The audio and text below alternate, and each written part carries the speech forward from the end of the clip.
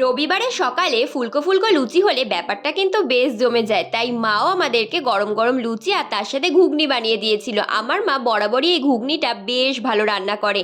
যেহেতু গরম খুবই পড়ে গেছে, তাই দুপুরে ছিল হালকা পাতলা মেনু, বড়ি দিয়ে লাউয়ের ঘন্ট, চুনো মাছের চচ্চড়ি আর আলু দিয়ে বাটা মাছের ঝাল বা ঝোল, যা ইচ্ছা বলতে পারো। আর এখানে আমি একটু মেলা দেখতে যাব বলে রেডি হয়ে গেছি, কারণ সেদিন ছিল রামনবমী। এই হচ্ছে আমাদের ঠাকুর। আমাদের এখানে রামনবমীর দিন শুধুমাত্র এক বেলা, মানে ওই দিন বিকেলবেলায় এই মেলাটা বসে। যদিও বা খুবই ছোট জায়গায় বসে, কিন্তু দিনের পর দিন দোকানপাটের সংখ্যা যেন বেড়েই চলেছে।